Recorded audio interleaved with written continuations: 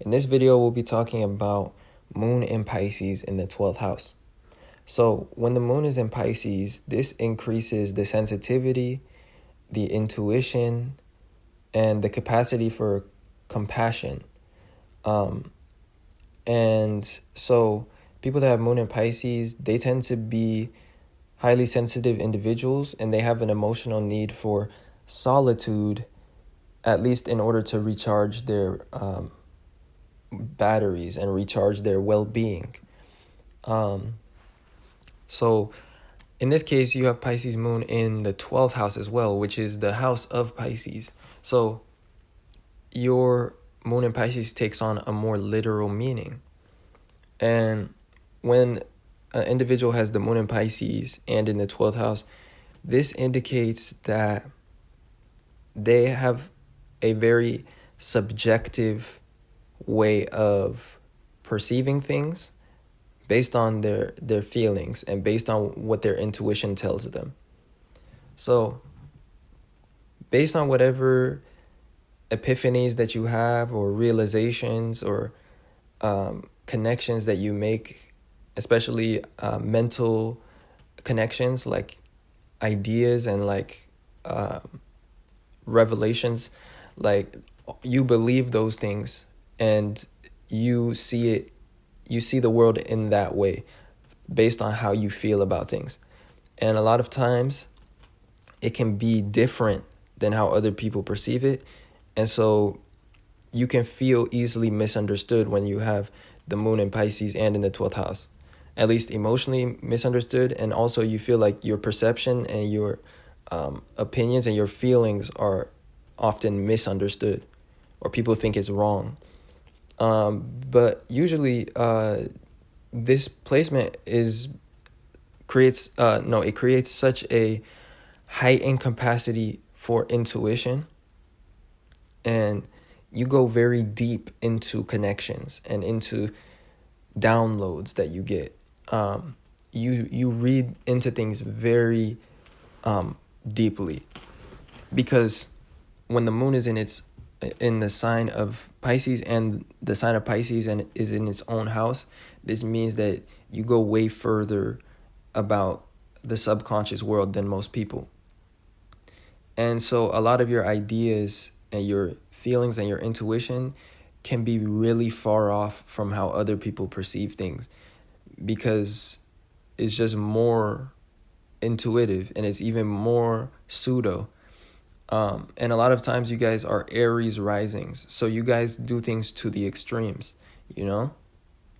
For the other portion of you guys may be Pisces ascendants or Pisces risings, and very few of you guys may be Taurus risings. But generally speaking, like you can feel emotionally misunderstood. So you have this emotional need or this comfort that comes from solitude. And what solitude allows you to do is it actually allows you to think clearly, because when people have the moon in Pisces,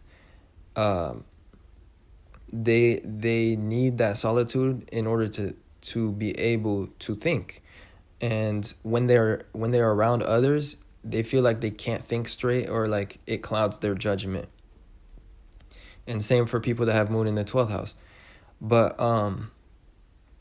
in addition, since the moon is in Pisces and in the 12th house, this makes you a highly creative individual, because your ideas tend to be more archetypal ideas rather than tangible or realistic ideas that can be immediately applied.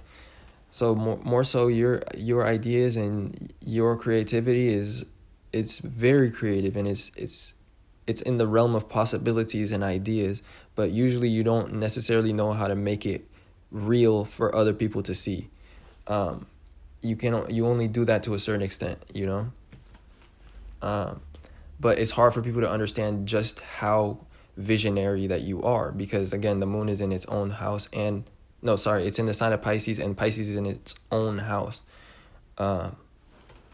And as well, since the moon becomes highly sensitive in Pisces and in the 12th house, a lot of times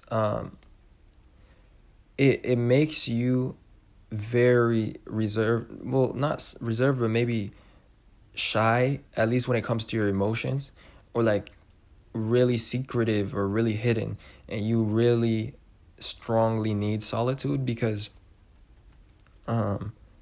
otherwise you don't feel emotionally well.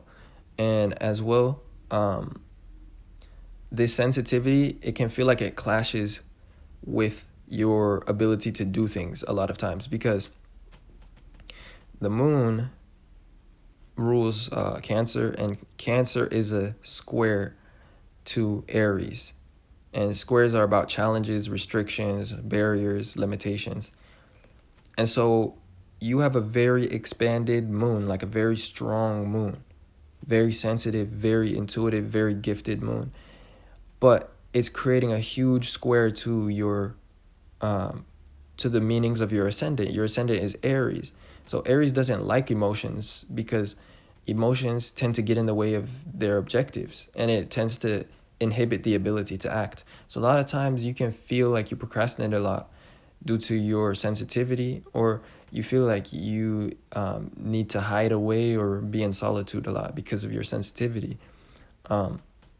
So the way that you cope with that and the way that you turn that into a strength is that instead of relying on other people, you like to do everything on your own when it comes to objectives. And that allows you to get very much ahead, and also allows you to actually express your creativity and actually pursue the things that matter to you, and without having to deal with the limitations of other people and other people's opinions. So yeah, that basically sums up this placement. If that resonated, or you learned something about yourself or about others through this video, don't forget to leave a like and subscribe to this channel. And as well, if you would like me to make a video just like this about your natal chart and your planets, as well as, have a visual of your chart, I am doing that as well. And the link for those natal chart readings and inquiries is in the description.